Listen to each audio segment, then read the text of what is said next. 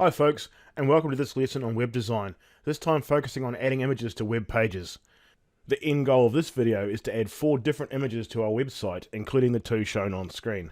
Once again, we won't look at how to format them just yet, we'll see how to do that in the next lesson.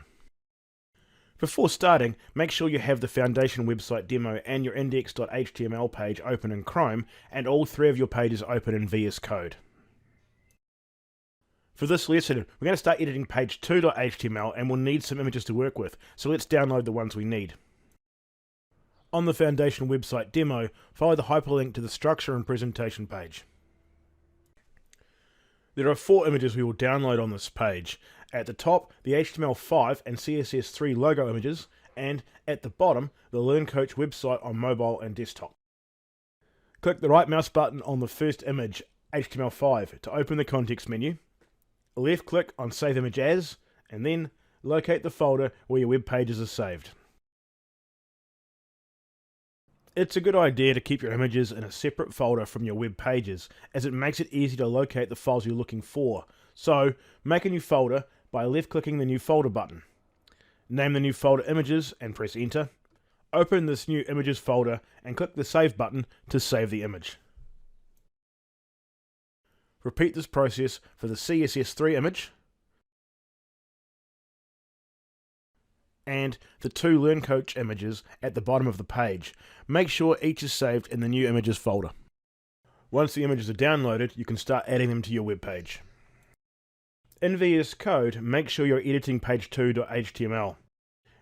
Add a new line below the structure and presentation h1 element, and in the new blank line, type in the following: angled bracket, img, a space, src, equals, double quotation or speech marks. VS Code will usually add the closing quotation marks for you, but if it doesn't, make sure you add them in. img is the image element. Image is an empty element, which means it has no closing tag. The image to be displayed on screen is controlled by the src or source attribute, which is just the location and name of the image file. This information is also known as its path. Let's see how to get the path or source information for the HTML5 logo image. In a file manager, browse to the folder where you saved your images. Click the right mouse button over the HTML5 logo and then left click Properties. Now click the Details tab. In here is shown the image's file name, type and path, all of which we will need. In addition, the image's dimensions are shown, which will be useful as well. We need to know the full name of the file, which is html5_logo.png. However, we only need to know the bit of the path that is different from the web page. In this case, the images folder. Knowing this information, we can fill in the image element's source attribute. Back in VS Code, click the mouse between the 2 double quotation marks of the image element's source attribute. Type in the piece of the path we need, images, a /, which is located on the same key as question mark, and type in the file name, html5_logo.png. Close the angle bracket for the image element, then save the file and preview the result in Chrome. From the image's properties, we saw the image dimensions are 315 wide by 445 tall. As you can see, this is too large for our page. You would normally use other software to try to make sure the original image is the size you need. You can make the web browser display the image at a size of your choice with 2 additional attributes of the image element, width and height. However, you need to be careful with these. Large images resized smaller can take a long time to load and take up precious space on your website, while small images scaled up can look ugly and blurred. Back in VS Code, add a new attribute to the image element's tag. Width equals 150. Make sure there is a space between the source and width attributes, and the value of 150 is surrounded by quotes.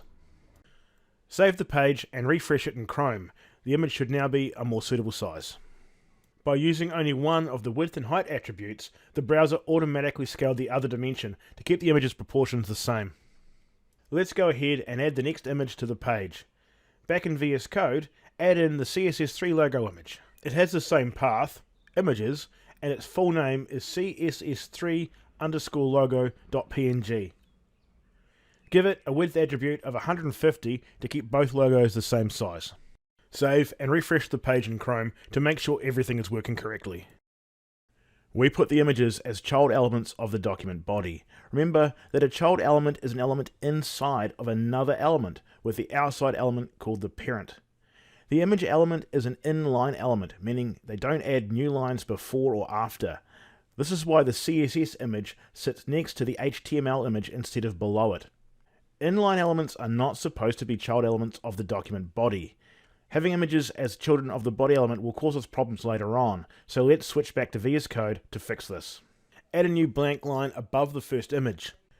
In the blank line, add in a new element, figure. Figure elements are block elements specifically designed to have image child elements. Move the figure element's closing tag to a new line after the second image.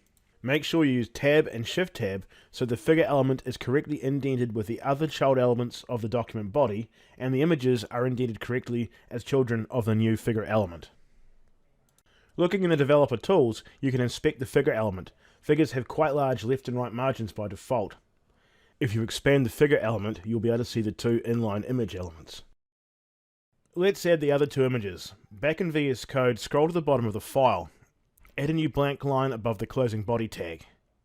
Add in a new figure element. Add two new image elements as children of the figure element. The images are learncoach_mobile.png and learncoach_desktop.png. Save the file and reload it in Chrome. You'll need to scroll to the bottom of the page to see both images. Once again, the images are too large. These images are supposed to be of different widths, so we'll use the height attribute to set the correct size.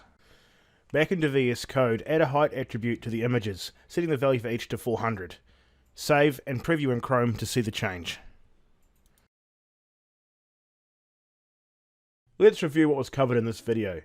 You learned how to download an image from a web page and view its properties. You learned two new elements, image, an inline empty element to load an image into your page, and figure, a block element used to hold images.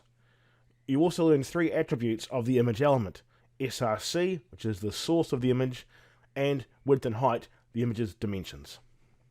Before moving on, make sure you have added and resized the 4 images as shown in this video. In the next activity, add the missing image to page 3. In the next video in this lesson, we will see how to add images from external websites without downloading them first, as well as adding image links and captions. Thanks for watching, and we'll talk again in the next video.